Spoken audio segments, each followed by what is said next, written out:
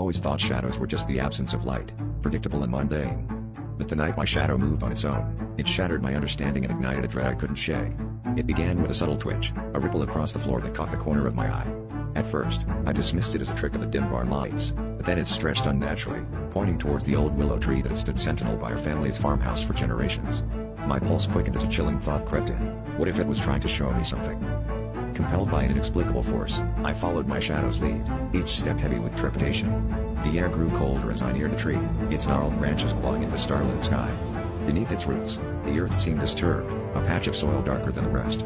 I dropped to my knees, digging frantically with my bare hands, soil crumbling beneath my fingertips. The ground seemed to resist, as if guarding its secrets, but I was relentless. My fingers finally scraped against something hard and metallic, a rusted old box, locked with a padlock that looked as ancient as the tree itself.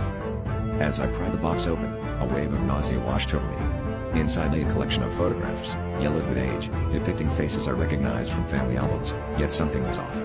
Each photo had eyes scratched at, and beneath them, scrawled in a shaky hand, were dates spanning decades, each corresponding to a family member's disappearance. My mind raced, piecing together fragments of whispered family lore and hushed conversations I'd overheard as a child. The truth was more horrifying than I could have imagined. My family had been keeping a dark pact, offering sacrifices to ensure prosperity, a cycle of betrayal hidden beneath the guise of tragic accidents. In that moment, the shadow that had led me here seemed to swell, enveloping me in a cold embrace. It wasn't just a guide, but a manifestation of the guilt and remorse of those who had come before me, urging me to break the cycle. I stumbled backward, dropping the box, its contents spilling onto the ground.